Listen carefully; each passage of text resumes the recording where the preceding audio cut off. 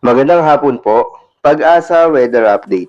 Alamin ang lagay ng panahon ngayong araw, July 23, 2023. At latest update sa bagyong Egay na maaaring maging super typhoon sa mga susunod na araw.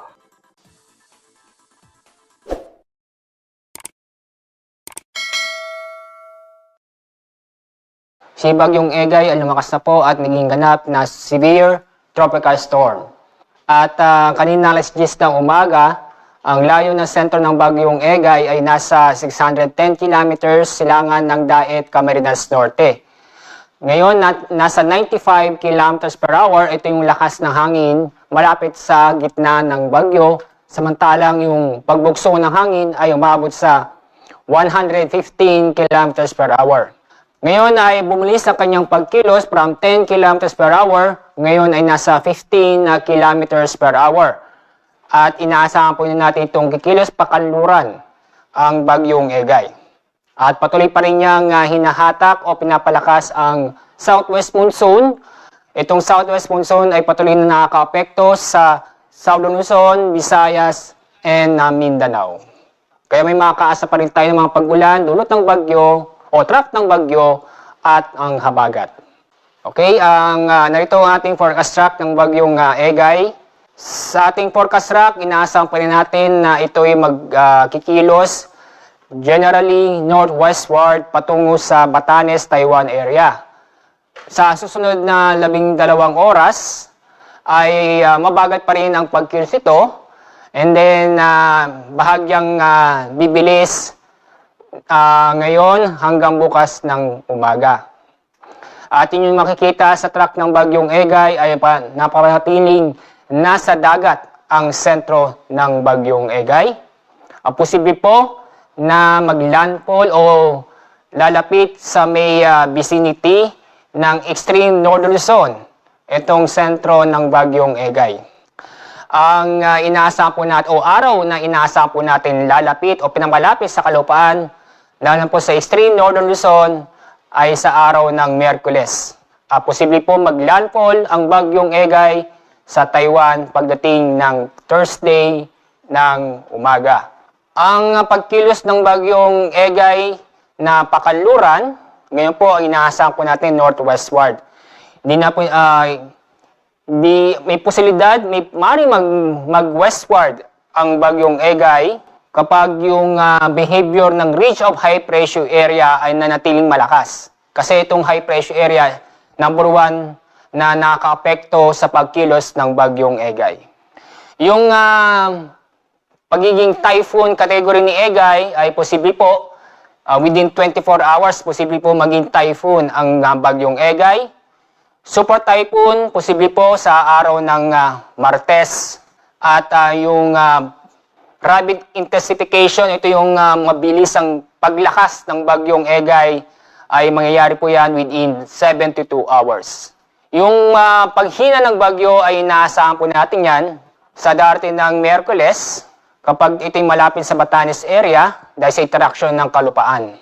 At yun din po, pagdating ng Thursday and Friday, ay inaasahan po natin patuloy ng paghina ng bagyo dahil sa interaction ng kalupaan sa Taiwan at yun din po sa China. So may inaasahan tayong malalakas na pag-ulan dulot ng Bagyong Egay. Ngayon, 50 to 100 millimeters, ito yung accumulated na pag-ulan na inaasahan po natin ngayong araw sa Catanduanes. Ibig sabihin, moderate to heavy rains. Bukas, may inaasahan tayong heavy to intense na pag-ulan sa Catanduanes, kung saan ang inaasahan po nating dami ng ulan, bukas ay 100 to 200 millimeters.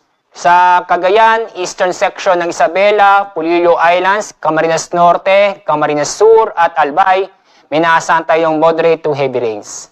So, in summary, may inaasahan tayong malalakas na pag-ulan ngayon at bukas. Pagdating ng Martes, mas malakas ang pag-ulan inaasahan po natin ngayon sa bandang Northern Luzon. Lampas 200 mm sa Batanes, Babuyan Islands, northeastern portion ng mainland Cagayan at sa northern portion ng Ilocos Norte. Ito yung torrential na pag-ulan to, intense to torrential na pag-ulan. Heavy to intense naman ito, 100 to 200 millimeters sa Apayao, Abra, sa lalabing bahagi ng Ilocos Norte, Ilocos Sur, La Union, at lalabing bahagi ng Cagayan. Moderate to heavy rains o 50 to 100 millimeters sa Pangasinan, Isabela, at lalabing bahagi ng Cordillera. Ito yung epekto ng bagyong Egay. At pagdating naman sa southwest monsoon, may naasahan tayo ng occasional rains o may light to moderate to at times heavy rains sa ating bansa, lalo po sa northern portion ng Palawan, kasama ang Calamian at Cuyo Islands, at yun din po sa may Antique at Negros Occidental. Sa ibang detalye po patungkol sa southwest monsoon ay ating makikita sa ating inisyo kaninang 11 o'clock sa ating weather advisory number 2. So dahil dito sa pag-ulan dulot ng bagyo at southwest monsoon, magdudulot ito, posibleng magdulot ng pagbaha o pagguho ng lupa sa mga lugar po na lalo na po sa mga mababang lugar at malapit sa ilog. Yung inasang pagtaas o kung meron po tayong tropical cyclone wind signal, sa ngayon ay ngayong latest tropical cyclone bulletin ay wala pa, pero inaasa po natin ngayong araw ay mag-raise po tayo ng tropical cyclone wind signal sa bahagi ng Bicol region at Eastern Visayas. Yung base sa forecast track ng bagyo, pinamataas ng wind signal ay aabot ng number 3 o number 4 sa extreme northern Luzon. Pero maaari mas mataas pa sa 4, umabot ng 5 kapag yung track ng bagyo na northwestward magbago, mag-westward po siya. Yun pong binabantayan ho natin itong pagkilos ng bagyo na magbago from northwestward to westward na direksyon ng bagyong Egay. And then doon naman sa southwest monsoon, malakas kasing hangin dala nito. So maramdaman itong malakas ang hangin ngayong araw sa Mimaropa, Visayas at sa northern portion ng Zamboanga Peninsula. Ganun din po sa may northern Mindanao at Caraga. Bukas, Monday, maranasan malakas ng hangin dahil sa southwest monsoon sa Calabarzon, Mimaropa, Visayas, Zamboanga Peninsula at sa northern portion ng northern Mindanao at Caraga. Sa Tuesday, malaking bahagi ng Luzon at Visayas, northern portion ng Zamboanga Peninsula at Dinagat Island. At ngayong araw dahil sa papalapit ng bagyong Egay, so nagtaas po tayo ng gale warning o nag-issue tayo ng gale warning kaninang 5 o'clock na umaga, kung saan may inaasahan tayong matataas ang alon, kung saan ang taas ng alon aabot ng 4.5 meters.